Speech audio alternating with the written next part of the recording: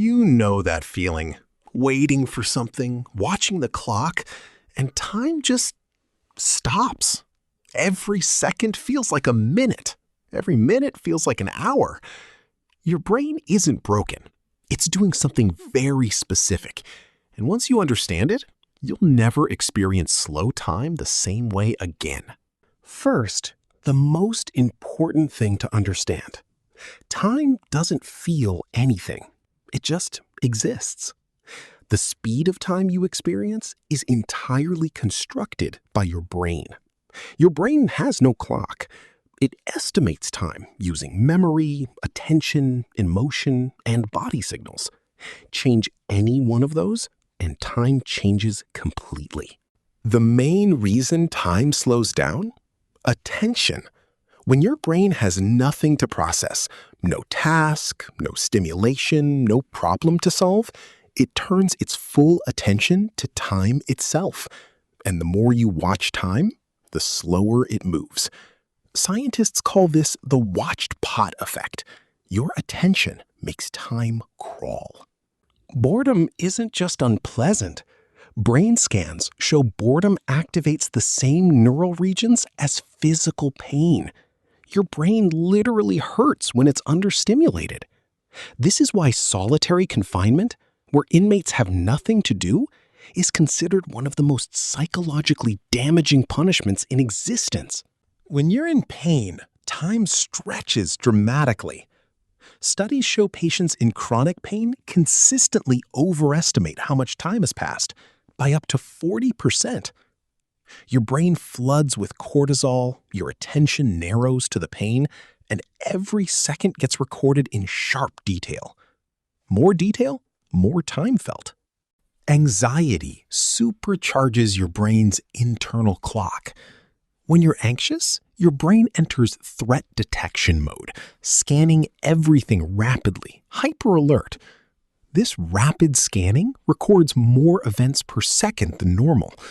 More events recorded equals more subjective time experienced.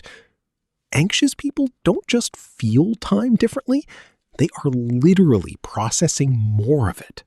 Many people who've survived accidents report time slowing to a crawl in those final moments. A car crash lasting half a second felt like several minutes. Scientists tested this and found your brain doesn't actually speed up in danger. Instead, it records memories with extreme density. The richness of the memory makes it feel longer when recalled. Your body temperature directly affects your internal clock. When you have a fever, your metabolism speeds up, and so does your brain's time estimation. Fever patients consistently think more time has passed than actually has. Conversely, in cold environments, your internal clock slows. You underestimate time. Your body is the clock. Heartbreak and grief make time feel brutally slow. The reason: emotional pain activates your brain's rumination system, the same loop that plays painful thoughts repeatedly. Each replay feels like new time. And because your brain is hyper-focused on the loss, it records every second in painful detail.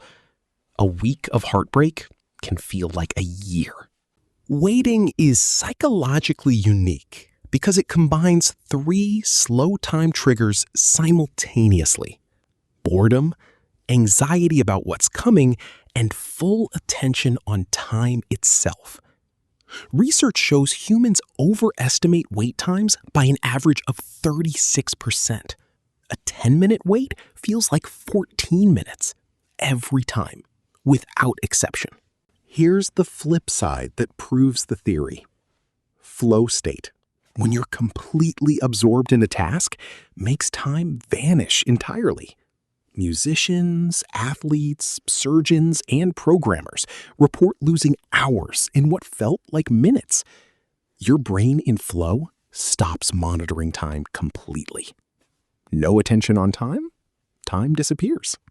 Experienced meditators can actually control their time perception consciously. Studies show long-term meditators have significantly better accuracy at estimating time intervals and can deliberately slow their subjective experience of time by increasing present moment awareness. Monks have been doing this for 2,000 years. Neuroscience now confirms why it works.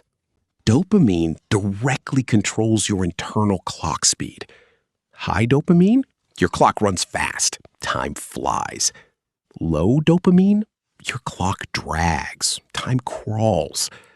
This is why depression, which involves low dopamine, makes every day feel endless, and why exciting novel experiences, high dopamine, make hours vanish. Same day, different chemistry, completely different time. Children don't just experience summers as longer, they experience every single day as longer.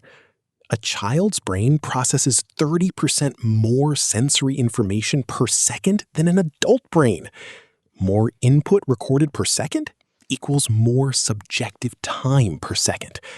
Children are literally living in a richer, slower, more detailed version of the same reality.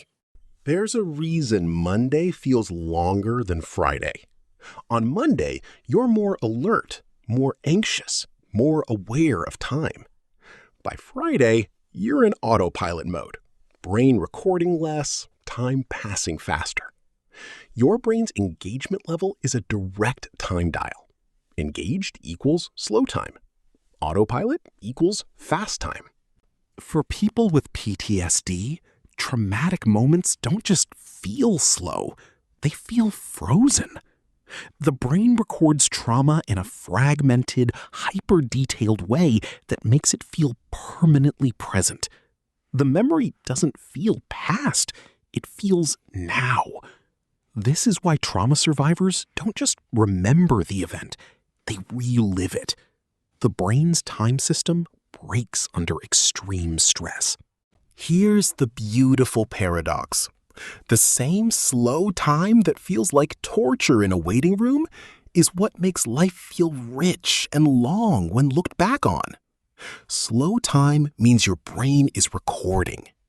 Boredom, pain, and anxiety, as awful as they feel, are filling your memory with time. The years that felt slowest often feel fullest in retrospect. 3 things you can do with this. 1. When time drags, give your brain a task, any task, even counting things in the room. Attention off time, time moves. 2. In painful moments, remind yourself your brain is recording richness, not just suffering. 3. Deliberately seek slow time through new experiences, because slow time lived becomes long life remembered. You felt time drag hundreds of times in your life, in waiting rooms, in heartbreak, in pain, in boredom. And every single time, your brain was doing something remarkable. It was recording, paying attention, filling your life with experienced time. The moments that felt like torture were the moments your brain was most alive. Next time time feels unbearably slow, you'll know exactly what's happening inside your brain. And maybe, just maybe, you'll appreciate it a little differently.